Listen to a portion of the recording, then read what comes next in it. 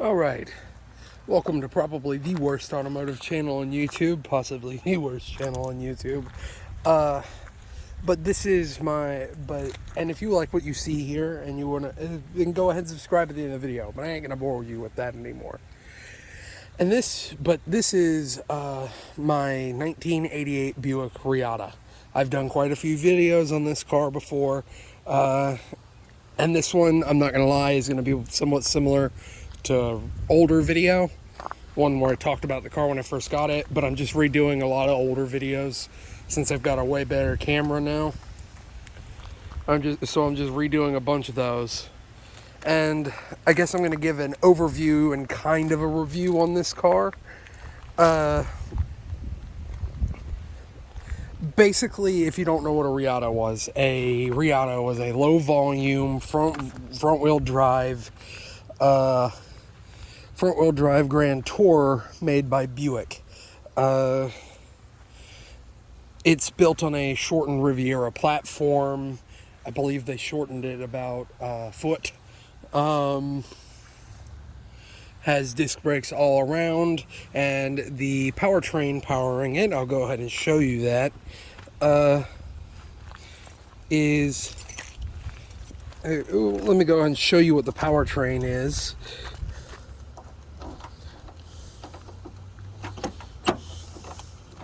I locked it.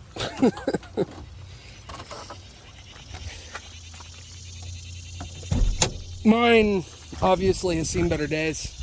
I mean, it's in good shape, but it's not in great shape. It's a good driver. I'll tell you, I'm sure you saw that panel missing. I'll tell you about that when I go ahead and start it. Hadn't had time to look at that yet. My hood's a little messed up. That broke over time, 33-year-old car. And what's powering this is a all-iron push-rod V6, 3,800 liter, 3.8 liter, I think it's 280 something cubic inches is what this one was. 260 something cubic inches is the displacement. And it makes around 180 horsepower, 210 foot-pounds of torque. So it's a torquey motor for a little V6, but it's not a particularly high horsepower motor. Running through a four-speed automatic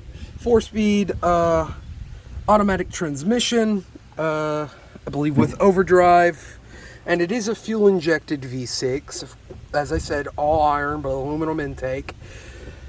And front-wheel drive. I will give this thing props on it. These motors are incredibly easy to work on, even if it is front-wheel drive, because you can get to everything under the engine bay. I believe there's a fried resistor underneath here because my dash does not work, and we found one. Now, the hood, I guess there's a problem with they will come undone, the rivets. As you can see, I'm like trying to put it down.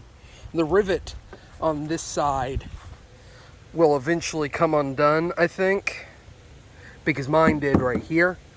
So if you're buying one of these, keep on the lookout that. But it's a 33-year-old car, so there's going to be things you're buying one. Your chances are you're not buying it to drive it every day. I drive this one every day because it's a good example for that. I do try to keep it somewhat clean. It's not that clean right now. I just haven't had time to clean it yet. And I bought it. It was in pretty close to this shape. This was still on it right here. This piece. These are prone to fall off, I guess, because I've seen a bunch of them missing that piece. I still have it. I just haven't put it on yet. Because it fell off when I was washing the car. Same goes for these. These, I think, are less prone to go out. The Buick, I still have the U fell off going down the road. So some of these little trim pieces are things you're going to have to look for or keep an eye out for when you're buying these cars. Keep in mind, though, if you're looking at one of these, this car, even though I drive it every day, if you want to keep it pristine, you want to keep everything good, I would not recommend driving it every day. Because when trim pieces fall off, They're expensive and hard to find. I found that out the hard way. That's why I haven't replaced that U yet. I have the I, but the U's missing, and I looked it up. It's like $40-something for a U. The side paneling, these side panelings right here, the one piece that fell off mine, I still have it, luckily, but that's about that's like $140. Mine is pearl white. It's got a couple chips in the paint here, and scratches and dings on it. This car drove every day, and it was drove a lot anyway. This particular one's somewhere a little over, or I think it's a little over 200,000 miles. It was well maintained. You could tell it was just by seeing the engine bay. And it runs smooth, drives smooth, shifts smooth. You could tell it was a well maintained car. And despite the bubble rounded look, it is not a hatchback. As you can see, it does have a trunk. And there is a fairly good amount of cargo space. I'm not quite sure what the cubic foot is, but you could definitely fit a lot of stuff in here. I got some stuff back here, but you could definitely fit a good amount with a pass-through ski hatch.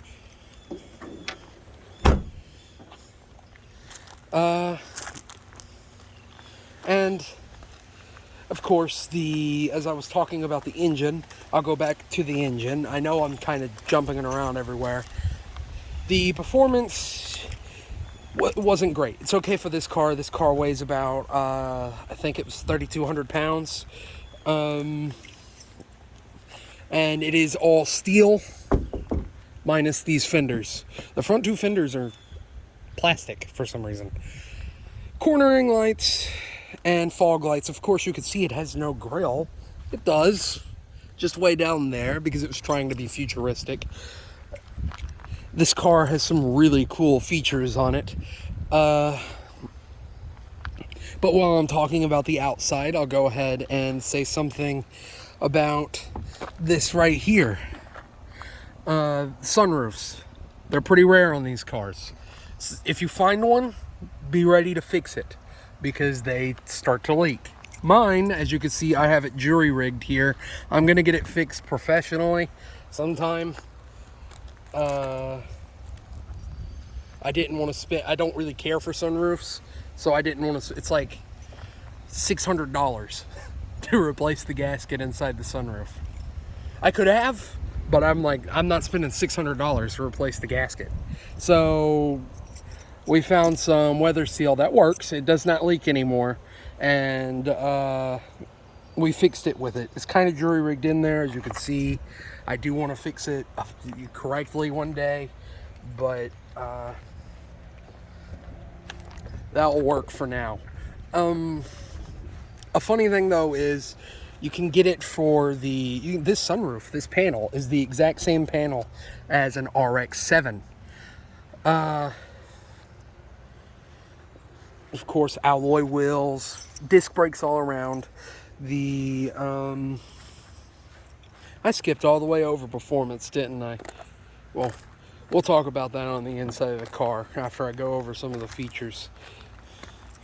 And as I was saying, this car has some really cool features. I'll explain why that's messed up in a second. The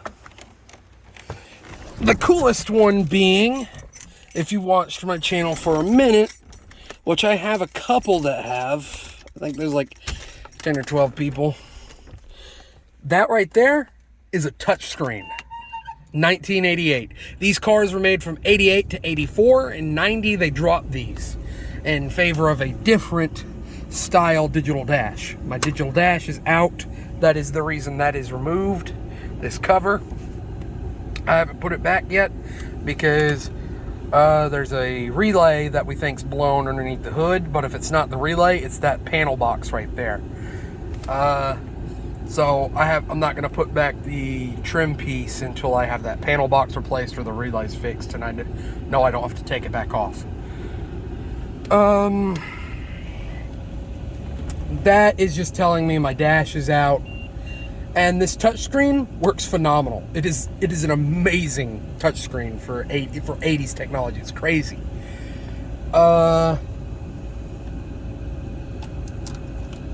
It's absolutely crazy how well it works. And then you've got all your trip options. Says I have 66 miles. I'm gonna have to put gas in it. That right there. Go ahead and turn that on. And you've got all your different gauges. It's a really good touchscreen. Some of the other quirks, I guess you could say, of this car is, notice the glove box right there. There's no handle. That's because right there you see glove box right there. You gotta press a button to open your glove box. I think Tesla kind of borrowed that idea. And of course, metal switches. This was old school car. 88, of course. My interior is not in the world's greatest shape. As you can see, the headliner needs to be redone. Probably no doubt from where the sunroof is leaking. I still do have the original floor mats, which most of them don't. And the radio is out because of that central power supply. Now, if you're looking for one of these, my problem with this dash being out, from what I've seen, is very rare. That doesn't typically happen. I was thinking it was the dash itself was out. Turns out I was wrong.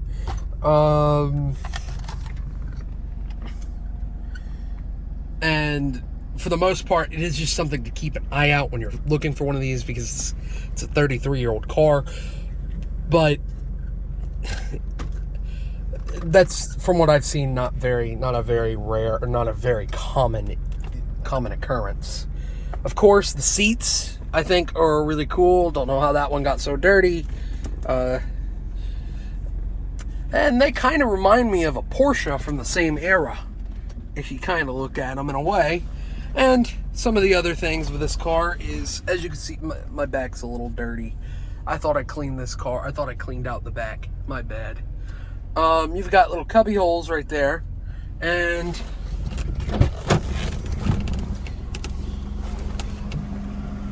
I'm going to get out so I can show you it better.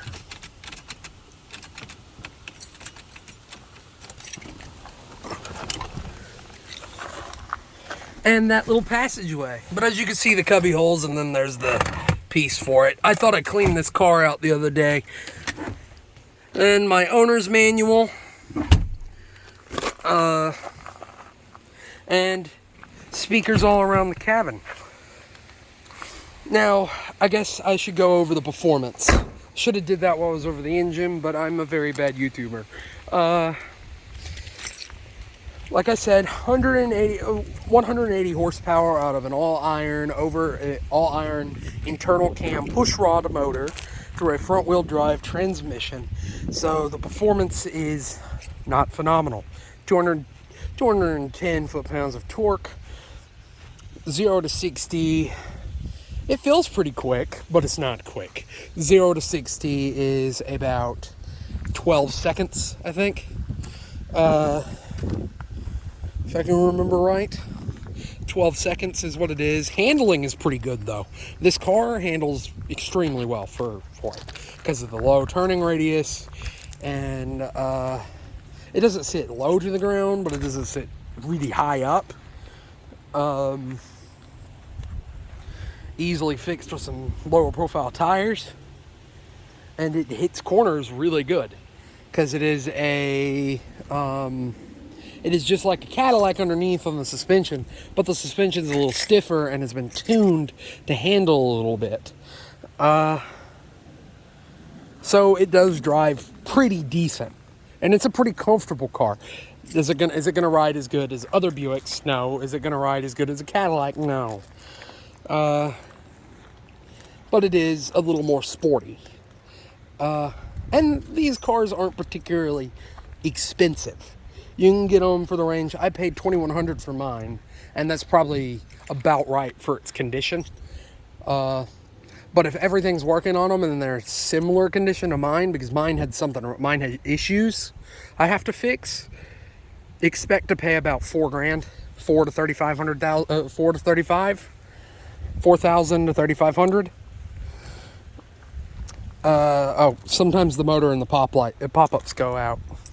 Say that while I'm looking at them. And the touchscreen, and yeah. But other than that, I mean, it's a great car. Fuel economy is, I only put $25 in gas in this car every 2 weeks. Granted, I don't drive far, but the fuel economy, I believe, the fuel economy is like 20 something, is like, I think 24 in the city, 20 on the highway, which is not amazing, especially for like 4 cylinders and Hondas and stuff. But I suspect if you're buying one of these cars, you're not buying it to use it as your daily. It's going to be one of them weekend cars or something you're planning on fixing and restoring.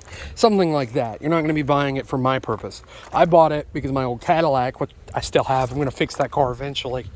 I've just got too many other things I'm working on. I need to put a battery charger on and start it. But it blew up. The transmission blew up in it. And I needed another car. I happened to find this one. The price was right. I bought it. I thought it was going to be a simple fix, which it drives just fine. Goes down the road just fine. And I have a thing I can track my speed. I can gauge my speed. If I'm going too fast, it'll let me know. And if I'm getting passed by everybody, I know I'm going too slow.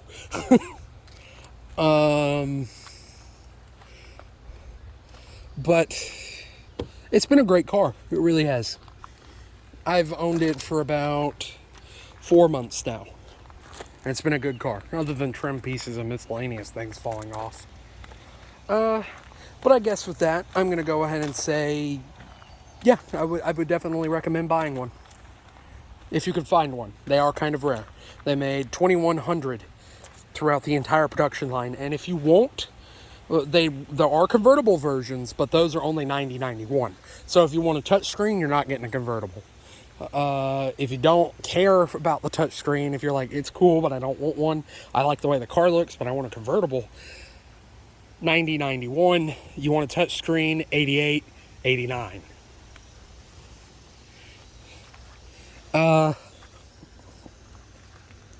And I would definitely recommend buying one, because especially just to fix. I guess with that being said, I'm going to go ahead and say thank you for watching. If you've made it this far, you at least like hearing me talk. So if you want to see more from my channel, the biggest way, and you want to support it, the best way to do that is to like, subscribe, comment, share the video to anyone you might think's interested in it, and spread the word of the channel. But I guess with that, I'm going to go ahead and say thank you for watching, and have a good one.